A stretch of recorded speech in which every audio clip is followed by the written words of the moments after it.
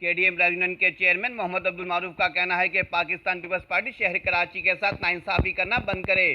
حالیہ بجٹ میں کراچی کو نظر انداز کیے جانے کے خلاف اراکین سندھ اسمبلی متحدہ قومی موومنٹ پاکستان کی جانب سے لگائے جانے والے احتجاجی کیمپ میں کے ڈی ایم یونین کا وفد اراکین سندھ اسمبلی سے اظہار یکجہتی کے لیے پہنچ گیا۔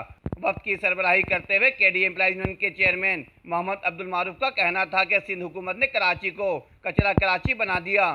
آج سندھ اسمبلی بلڈنگ کے سامنے اراکین ایم کے ایم پاکستان سے اظہار یکجہتی کرتے ہیں اور ان کو اس بات کی یقین دہانی کراتے ہیں کہ پاکستان پیپلز پارٹی شہر کراچی کے ساتھ جو ناانصافی کر رہی ہے اور جو تلفی کر رہی ہے، جو سوتیلی ماں کا سلوک کر رہی ہے، خدا را اس کو بند کیا جائے۔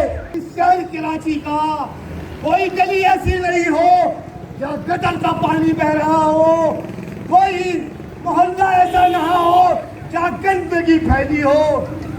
خدا کا خوف کرو، یہ شہر کراچی ہے، یہ دارالخلافہ ہے، یہ صوبہ سندھ کا 95% آپ کو ٹیکس دیتا ہے۔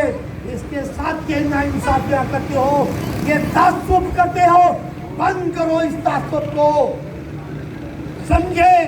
اور کے الیکٹرک کو بھی یہ وارننگ دیتے ہیں کہ خدا را یہ لوڈ شیڈنگ بند کر دو ورنہ تمہارا ایگریمنٹ کینسل کر کے کسی اور پرائیویٹ کمپنی کو دیا جائے گا۔ جبکہ اس موقع پر ان کے ہمراہ کے ڈی ایم یونین کے سرپرست اعلیٰ نوید انور صدیقی، محمد اکبر و دیگر افراد بھی شامل تھے۔ Afaq Ahmed Siddiqui, M7 city news, Karachi.